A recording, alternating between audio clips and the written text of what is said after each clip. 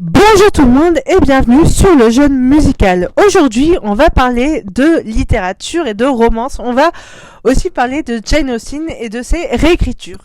J'ai fini le roman Orgueil et Préjugés qui est sorti il y a plus de 200 ans maintenant et je comprends mieux pourquoi ce roman fascine toujours autant, même aujourd'hui. Cette histoire va quand même suivre une jeune fille, Elisabeth, qui refuse catégoriquement de se marier, mais qui, malgré elle, va tomber amoureuse de Monsieur Darcy, alors qu'elle le déteste dès le début du livre. Elle est dans une famille où elle a deux sœurs et les deux vont se marier, sauf elle refuse catégoriquement.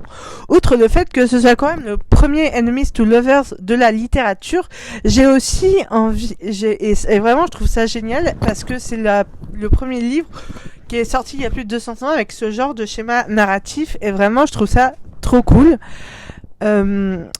J'ai aussi envie de vous parler dans la même veine d'un livre qui vient de sortir, 80 jours pour tromper l'amour de Jenny Fletcher, publié aux éditions La Martinière Fiction.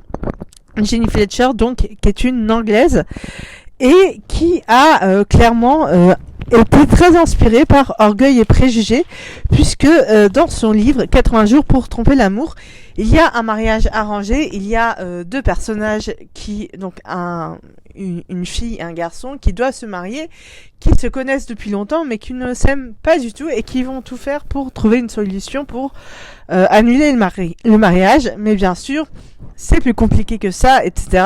C'est une réécriture de ce chef-d'œuvre avec quelques tropes actuelles, notamment la trope Enemies to Lovers.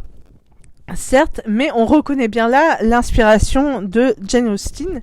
Il y a aussi eu un autre roman sorti en 2025, écrit par une Italienne, Lady Orgueil et Mister Préjugé, qui est une réinterprétation de cette histoire d'amour qui se passe dans l'univers des médias, un univers que je connais très bien. Donc ce roman, il est écrit par Bianca Marconero et il est édité aux éditions Château d'Âme. C'est vraiment une très chouette réécriture, ma foi. Je trouve ça plutôt cool. Il y a aussi eu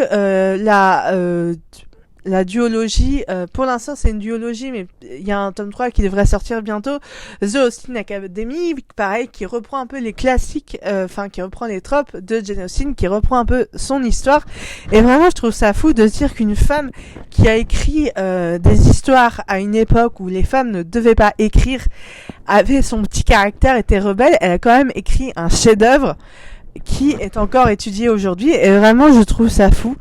Vraiment, honnêtement, c'est vraiment une œuvre, Orgueil et Préjugés, et c'est vraiment une œuvre très féministe, et je pense que Jane Austen aussi était féministe. D'ailleurs, on le voit aussi dans ses nombreuses réécritures, par exemple, Lady Orgueil et Mister Préjugé, on va suivre le personnage de Héloïse Darcy, qui retrouve son amie d'enfance, dont elle était amoureuse il y a très longtemps, mais voilà, ça c'est juste pour vous donner une petite idée, mais on va toujours suivre les femmes et les hommes vont être relayés au second plan, et vraiment c'est ça que je trouve ça trop cool chez Jane Austen, c'est que la femme est vraiment au centre de tout, c'est vraiment l'héroïne de l'histoire, et ça fait du bien quand même de voir ça. Donc voilà, n'hésitez pas à me dire si vous aimez ou pas, si vous avez déjà lu Jane Austen, si vous avez lu les réécritures, si vous avez lu The Austen Academy, 80 jours pour tromper l'amour, ou alors si vous comptez lire Lady Orgueil et Mister Préjugé. En tout cas, ce qu'on peut dire, c'est que Jane Austen est toujours actuelle, puisque chaque année maintenant, il y a au moins une réécriture, un nouveau roman qui sort, qui est une réinterprétation, qui est un hommage au chef-d'œuvre Orgueil et Préjugé. Donc voilà, moi je trouve ça trop cool, je trouve que c'est une super bonne idée, et ça permet du coup à des générations plus jeunes de découvrir Orgueil et Préjugés sous un nouvel angle. Voilà, n'hésitez pas à me dire ce que vous en pensez dans les commentaires, et nous on se retrouve très bientôt pour une prochaine vidéo. Ciao!